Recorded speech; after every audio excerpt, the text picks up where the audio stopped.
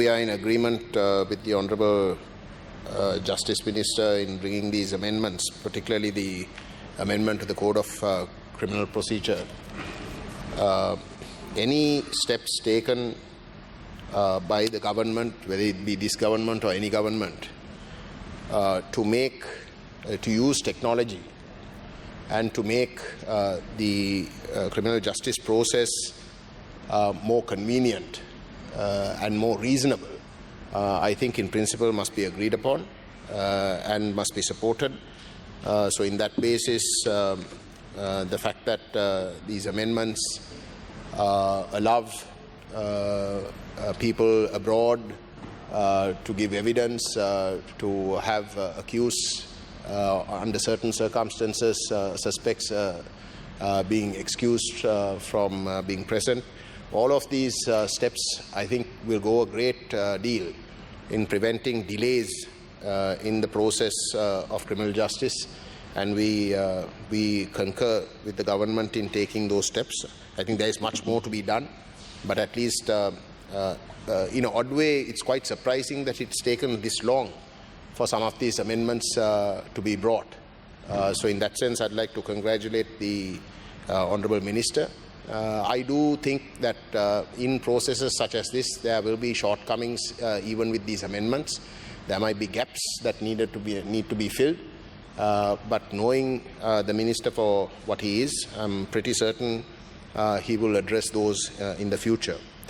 I wish to take this opportunity, Honourable Presiding Member, to bring up certain comments that have concerns with regards to the rule of law and with regards to justice, natural justice. These are concepts that I think any Ministry of Justice will be concerned about. And these comments that I wish to draw this House's attention is with regards to the Honourable Foreign Minister, the Right Honourable Vijitha Herath, who has, when giving an interview to a private TV channel, has said, I saw the interview, it was in Sinhala, I saw the interview, so I can vouch for the veracity of the positions that I am going to state now. He has, in short, stated that legal action will be taken against those who claim that a genocide took place during the war, particularly the last stages of the war. And the basis for him to assert that position is because he feels that it goes counter to reconciliation and that it creates divisions. And on that basis, it cannot be allowed. Now, that has got to be one of the most ridiculous statements that any responsible minister, and that too a foreign minister, who is the ultimate minister who has to be answerable to the international community when it comes to going to the Human Rights Council and various other areas, to actually state. Because number one, Sri Lanka doesn't have the backbone. Sri Lanka doesn't have the backbone to ratify the Rome Statute. You don't even have the guts to recognize genocide as a crime in this country. You run away from that reality because you're too frightened. But just in case you ratify the Rome Statute, you can be hauled up to the ICC, so you don't want that. And in some way, without even ratifying the Rome Statute, if you make genocide a crime, maybe there will be a time when the judiciary and the prosecuting authority, if it is genuinely independent of the government, might at some point prosecute. So you don't have the guts. And without making genocide a crime in this country, to say that if anybody asserts that genocide has taken place is a crime, I think you can't get something more ridiculous than that. I think this attitude of the government, on the one hand, says that they want to be different from the previous governments, saying that the previous governments were racist, that they did wrong before the elections. The NPP party didn't want to talk in terms of war heroes. They said that the term war heroes must not be used. That was before the elections, in order to get votes. But then thereafter, attending a function of the military and then stating things of this nature to the media, in our view, actually runs counter to the government's intention, or at least claimed intention, of wanting to be genuine about reconciliation. The fact remains, Honourable Presiding Member, that the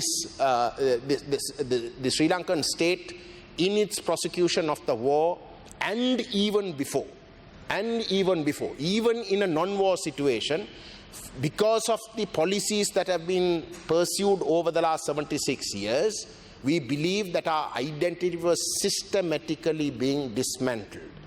That is the accusation. Today, for example, we had a meeting headed by the Prime Minister with regards to a very, very controversial gazette that came out on the 28th of March. And the government in principle agreed that the history in Sri Lanka has been quite problematic, and that the Tamil people have legitimate reasons to be very suspicious about various things that the governments do. And on that basis, that particular gazette can be construed as problematic, although the government's intention was not to, in fact, apparently make it so controversial. That the fact that that gazette can be construed in that way means that that process must be rethought. We welcome that. We welcome that. So when you acknowledge the history has been so heinous to the Tamil people, to then turn around and say that you can't say that a genocide took place without even being willing to make it a crime, and then actually be willing to face prosecutions, only makes it double talk. Only makes it double talk. And I don't think the government should go down that path. The Honourable Vijitha Herath must withdraw those comments. He must withdraw those comments, because those comments are dangerous. Those comments are dangerous because it curtails free speech. It makes a mockery of human rights. It gives sinister people the authority, the stamp of a minister, to go after people who genuinely, like myself, who believes that a genocide took place, for me to assert the fact that a genocide took place and want justice for it. Why are you running away from justice? Why are you running away from justice? We are asking for justice. We want a criminal prosecutory process that is independent enough, and the only independent process that is possible is an international process. Why are you running away from that?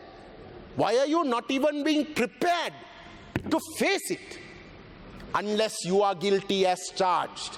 And if the Honourable Foreign Minister's intention is in fact to defend the guilty, then what he is doing becomes very, very clear.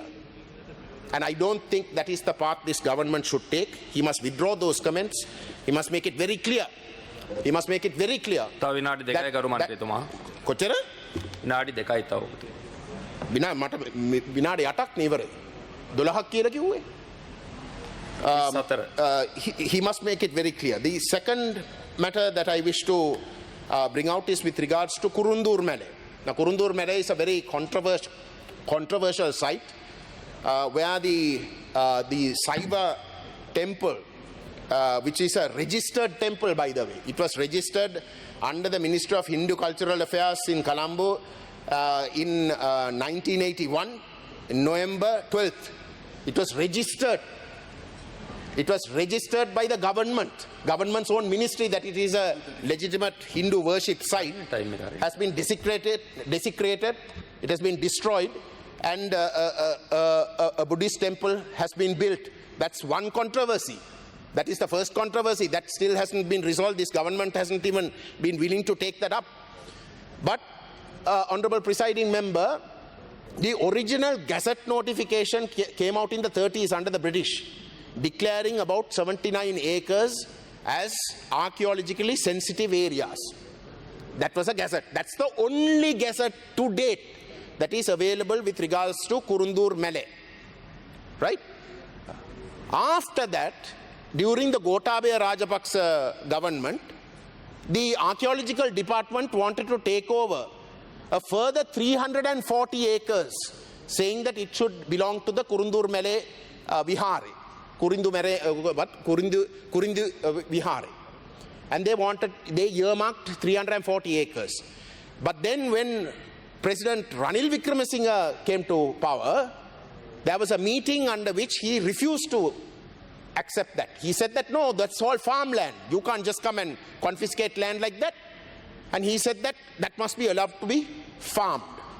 Now, despite that, Honorable Presiding Member, the Buddhist monk, I'm finishing, the Buddhist monk in charge of the Kurindu Vihare has caught hold of the police and the archaeological department and has started arresting people who are doing farming.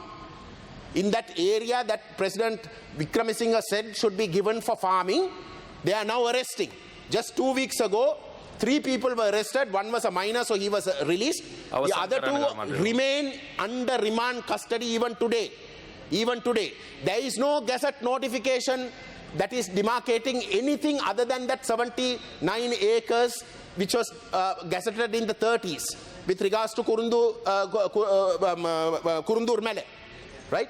But despite that, the archaeological department and the Buddhist monk, along with the police, are going around arresting people. Now, isn't this a rule of law problem? Under what basis are you arresting them?